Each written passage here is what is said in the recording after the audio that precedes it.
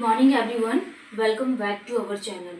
हमने subject start किया था बिल्डिंग मटेरियल एंड कंस्ट्रक्शन, जिसमें हम लोग टॉपिक पढ़ रहे हैं क्या, कंक्रीट। कंक्रीट टॉपिक बहुत इंपॉर्टेंट है। इसमें हम यहाँ पे पढ़ने वाले हैं क्या, इसकी हमने प्रोपोर्शनिंग पढ़ चुकी है। जो प्रोपोर्शनिंग क्या है, बहुत इंपॉर्टेंट है। प्रोपोर्शनिंग के बाद हमने इसमें डिस्कस की थी जैसे कि क्या, W/C, वाटर सीमेंट रेशियो क्या होता है, एब्राहम्स लॉ के बारे में डिस्कस किया। जिससे कि नेक्स्ट इसमें इंपॉर्टेंट क्या जाता है, जैसे हमें कंक्रीट की क्या स्ट्रेंथ का पता लगाना है। वर्क एबिलिटी क्या होती है, वर्क एबिलिटी की डेफिनेशन एंड वर्क एबिलिटी को कैसे मेजर किया जाता है, इसकी सारी प्रोसेस के बारे में हम आज डिस्कस करने वाले हैं। आज के लेक्चर में हम लोग क्या कंप्लीट करने वाले हैं कि जो कंक्रीट होता है उसको हम मैन्युफैक्चर कर रहे हैं, इसकी क्या स्टेज हो जाती है। ये टॉपिक हमारा काफी दिन से चल रहा है, आज हम इसको कंप्लीट कर लेते हैं। अगर हम बात करें यहाँ पे कि कंक्रीट को मैन्युफैक्चर करने के लिए क्या क्या प्रोसेस होती है, तो हम थोड़ा सा रिवाइज कर लेते हैं। सबसे फर्स्ट नंबर पे हमने क्या पढ़ा था, यहाँ पे बेचिंग के बारे में डिस्कस किया था कि बेचिंग क्या होती है। बेचिंग हमने इसमें टाइप्स के बारे में डिस्कस किया था कि वेट बेचिंग होती है एंड क्या होती है, वॉल्यूम बेचिंग होती है। नेक्स्ट हमने डिस्कस किया था यहाँ पे वेट के बाद हम क्या करते हैं, यहाँ पे वेट बेचिंग के बाद हम क्या करते हैं, यहाँ पे सेकेंड प्रोसेस में मिक्सिंग करते हैं। क्या करते हैं, मिक्सिंग करते हैं। तो जो मिक्सिंग की प्रोसेस पढ़े थे हमने, ये भी दो टाइप से करते हैं, नॉमिनल एंड डिजाइन मिक्स। अगर हमने यहाँ पे वेज करवा दिया, मतलब कि ईच क्वांटिटी में मटेरियल को ले लिए, देन मिक्स करवाने के बाद हम क्या करवाते हैं, ट्रांसपोर्टेशन करवाते हैं। तो हमने ट्रांसपोर्टेशन भी पढ़ा था यहाँ पे कि मतलब कि कैसी क्या प्रोसेस होती है। ट्रांसपोर्टेशन के बाद हमने क्या करवाया था, इसकी प्लेसिंग के बाद हम क्या करवाते हैं, इसका प्लेस करवा दी। अब हम इसमें क्या, जो डेंसिटीज है उसको क्या करेंगे, यहाँ पे रिमूव करेंगे। तो हम इसके लिए कॉम्पैक्शन करवाएंगे। तो आज हम यही पढ़ने वाले हैं कॉम्पैक्शन। एंड कॉम्पैक्शन करवाने के बाद हम मटेरियल का क्या करेंगे, यहाँ पे फिनिशिंग करवाएंगे। देन फिनिशिंग के बाद हम क्या करेंगे, इसकी क्यूरिंग करेंगे।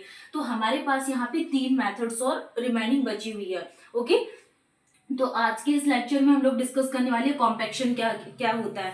अगर हम जनरली कॉम्पैक्शन के लिए बात करें प्रैक्टिकली, ये हमारे पास क्या, कंक्रीट की सरफेस है।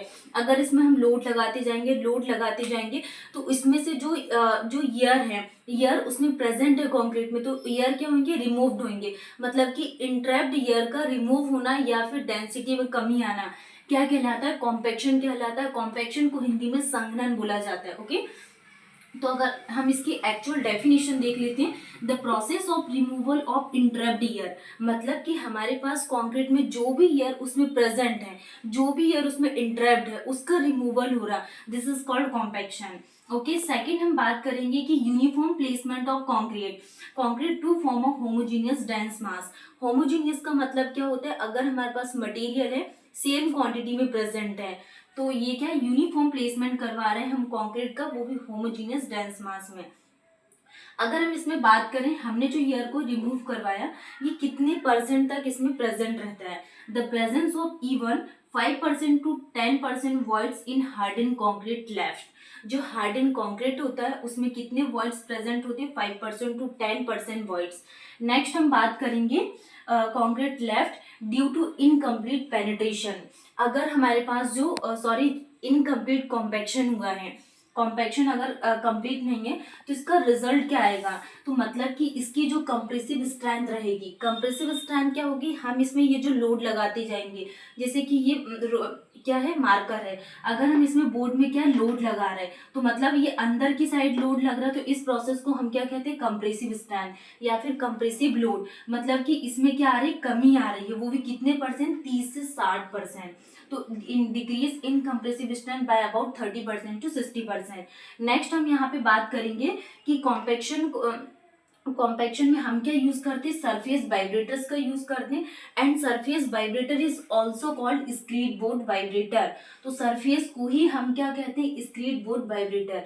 कभी कभी एग्जाम्स में क्या है, कभी कभी नहीं, वैसे जनरली ही पूछा जाता है, इसके ऑल्सो नेम पूछ लेती है कि surface vibrator is also known as, तो क्या बोलते हैं इसको, स्क्रीड बोर्ड वाइब्रेटर बोला जाता है। अब इसको कहाँ पे यूज करते हैं, जो रोड सरफेस होती है, प्लेन कंक्रीट होता है, फ्लोर पेवमेंट्स होते हैं, और इन सब में हम क्या यूज करते हैं, सरफेस वाइब्रेटर का या फिर स्क्रीड बोर्ड का यूज करते हैं।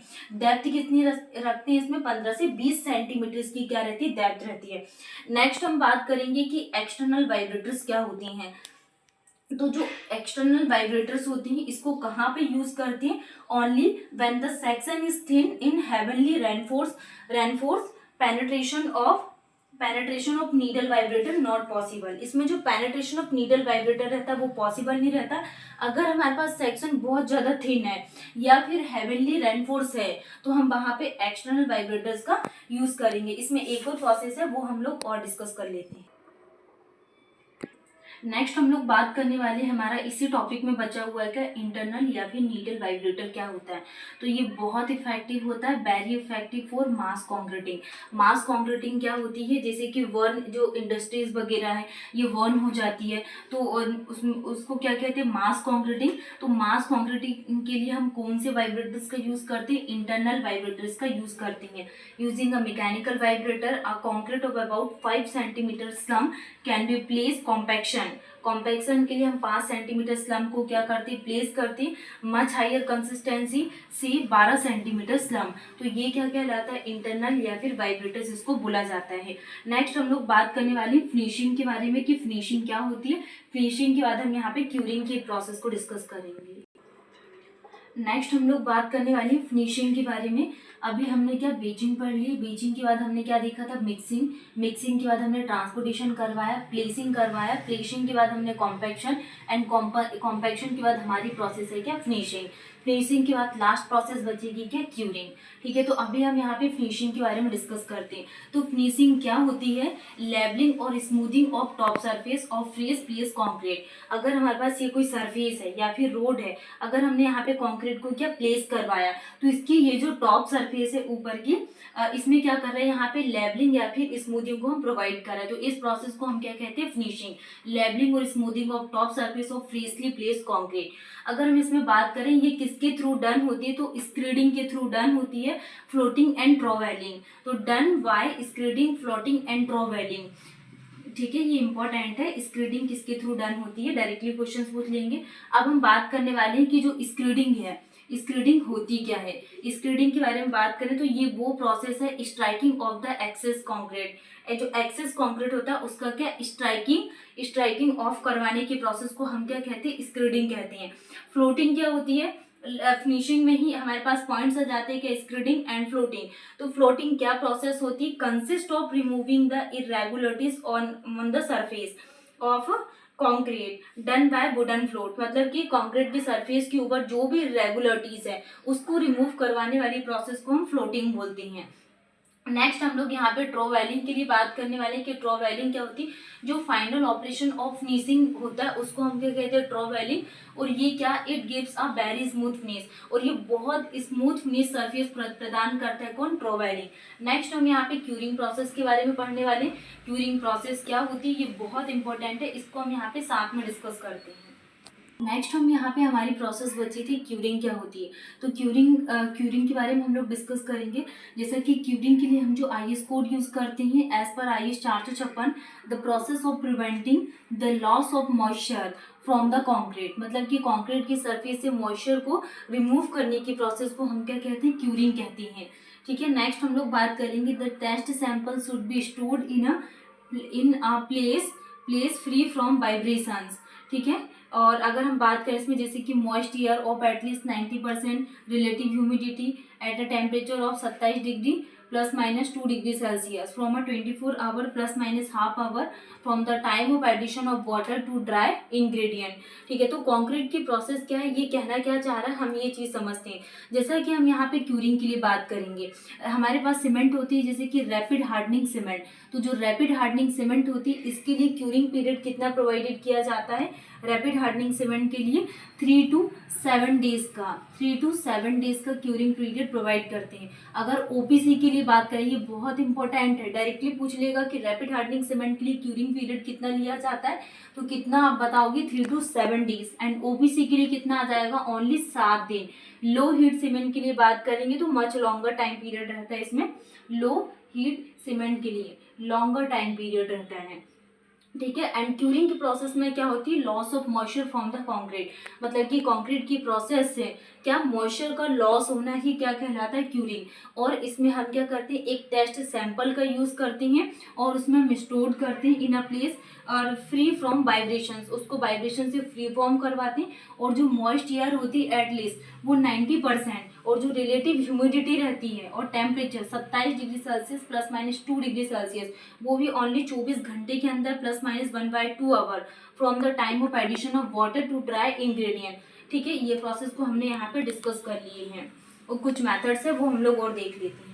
नेक्स्ट हम यहाँ पे जो क्यूरिंग प्रोसेस हमने पढ़े हुए हैं, क्यूरिंग प्रोसेस में और भी पॉइंट्स जैसे कि कंबाइंड वाटर क्या होता है, कंबाइंड वाटर के बाद हमने कंबाइंड वाटर, कैपिलरी वाटर और क्या है जेल वाटर। जेल वाटर ये इसमें पॉइंट्स आ जाएंगे क्यूरिंग में, इसको आप लोग ध्यान रखना। नेक्स्ट हम यहाँ पे बात करेंगे शॉर्ट फॉर्म में, जो डायरेक्टली आपसे वन लाइनर ऑब्जेक्टिव क्वेश्चंस में पूछ लेंगे कि मेथड ऑफ क्यूरिंग एंड इसके लिए सुइटेबिलिटी क्या है। जैसे कि हमारे पास शेडिंग ऑफ कॉन्क्रीट वर्क होता है, उसके लिए हम कहाँ यूज करते हैं, शेडिंग ऑफ कॉन्क्रीट वर्क क्या होते हैं, जो लार्ज कॉन्क्रीट रहते हैं, फॉर लार्ज कॉन्क्रीट के लिए हम क्या यूज करते हैं, शेडिंग ऑफ कॉन्क्रीट वर्क का यूज करते हैं। नेक्स्ट स्टेगनेटिंग वाटर क्या होता है, स्टेगनेटिंग वाटर को कहाँ पे यूज करते हैं, surface such as road slab, जो रोड रहती है, रोड की जो सरफेस रहती है उसमें हम किसका यूज करते हैं, स्टेगनेटिंग वाटर का यूज करते हैं। ठीक है, डायरेक्टली पूछ लेंगे कि stagnating water are use surface such, as कि रोड स्लैब में हम यूज करते हैं।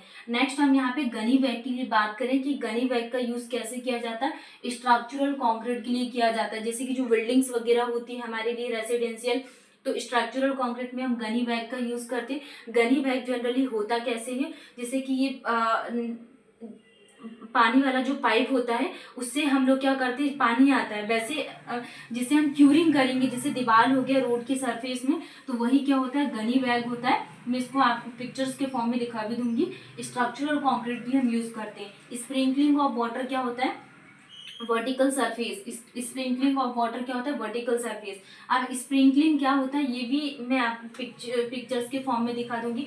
जैसे कि हम यहाँ पे खेत वगैरह होते हैं एंड जो फुआरे टाइप में जो वाटर से हम जो तराई वगैरह करते हैं उस टाइप में हम क्या करते हैं, इसका स्प्रिंकलिंग ऑफ वाटर। ऐसे ही हम यहाँ पे कॉन्क्रीट सरफेस में भी इसका यूज करते हैं। मेम्ब्रेन क्यूरिंग क्या होती है, at place of scarcity of water के लिए यूज करते हैं। एंड स्टीम या फिर एक्सेलरेटिंग क्यूरिंग क्या होती है, प्रीकास्ट वर्क के लिए यूज करते हैं। स्टीम क्यूरिंग क्या होती है, मतलब कि भाप के फॉर्म में हम जो भी यहाँ पे क्यूरिंग प्रोसेस करते हैं वो किसके लिए किया जाता है, प्रीकास्ट वर्क के लिए करते हैं। इसमें और भी कुछ पॉइंट्स है जो डायरेक्टली एग्जाम में पूछे जाते हैं, वो और देख लेते हैं। नेक्स्ट हम यहाँ पे कुछ पॉइंट्स हैं जो हम लोग देख लेते हैं जो इम्पोर्टेंट है एग्जाम के पॉइंट ऑफ व्यू से। अगर हम बात करें कि जो स्टीम क्यूरिंग हम करवाते हैं ये किसके लिए सूटेबल नहीं है, steam curing not suitable for high alumina cement. तो हाई एल्यूमिना जो सीमेंट होती है जो क्विकली साइड कर देती है कंक्रीट को, हम यहाँ पे क्विकली साइड करने के लिए एल्यूमिनियम का यूज करते हैं। तो जो हाई एल्यूमिना सीमेंट किसके लिए सूटेबल नहीं है, स्टीम क्यूरिंग के लिए। नेक्स्ट हम बात करेंगे जो मेम्ब्रेन क्यूरिंग है इसको कहाँ पे यूज किया जाता है, मेम्ब्रेन क्यूरिंग को हिली एरियाज के लिए यूज किया जाता है, डन बाय अप्लाइंग। इसमें ये किसके थ्रू डन होती है, पैराफिन और जो रेजिन बेस्ड लिक्विड रहता है on the surface of concrete. मतलब कि कंक्रीट के प्रोसेस में हम इसमें पैराफिन का यूज करते हैं, कुछ रेजिन्स बेस्ड लिक्विड्स रहते हैं उनका यूज करते हैं। एंड जो मेम्ब्रेन क्यूरिंग होती है ये किसके लिए, जो पहाड़ी वगैरह जो इलाका होते हैं उसके लिए हम करते हैं। नेक्स्ट हमने स्टीम क्यूरिंग इसमें पढ़ा था जो हाई एल्यूमिना सीमेंट के लिए सूटेबल नहीं है। एंड इसमें स्टीम क्यूरिंग हम कहाँ पे करते हैं, क्या यूज करते हैं, अगर हमें अल्टीमेट स्ट्रेंथ, ये अल्टीमेट स्ट्रेंथ को बढ़ाती है, increase ultimate strength and decrease the shear strength of concrete. और जो कंक्रीट होती है उसकी शियर स्ट्रेंथ को क्या करती है, कम करती है।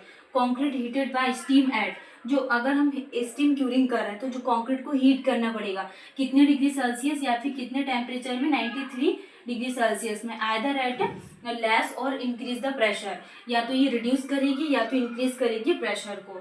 More rapid gain of strength, अगर ये स्ट्रेंथ को गेन कर रही है वो भी रैपिडली, तो क्या ऑब्टेन करेगी, the help of infrared radiation then steam curing. Next हम बात करेंगे लाइम कंक्रीट के लिए कि लाइम कंक्रीट क्या होता है, curing should be start after 24 hours. Curing की प्रोसेस हम कब स्टार्ट करेंगे, 24 घंटे के बाद। Should be continue for a minimum period of 7 days, और कितने, 7 दिन में, कम से कम जो टाइम पीरियड रहेगा वो 7 डेज का। तो ये आज की प्रोसेस में हमने क्या पढ़ा यहाँ पे, stages of manufacturing of concrete जो बहुत इंपॉर्टेंट था। कंक्रीट को क्या कैसे मैन्युफैक्चर किया जाता है। तो मैन्युफैक्चरिंग के बारे में हमने यहाँ पे पूरा डिटेल्स में पढ़ चुके हैं। नेक्स्ट टॉपिक हमारा स्टार्ट होने वाला है क्या, स्ट्रेंथ ऑफ कंक्रीट के बारे में, कि स्ट्रेंथ ऑफ कंक्रीट क्या होती, इसकी क्या प्रोसेस है, लेबोरेटरी में हम क्या क्या मेथड्स पढ़ने वाले हैं। तो बहुत इंपॉर्टेंट क्लास है, इसको मिस मत करिएगा। Thank you.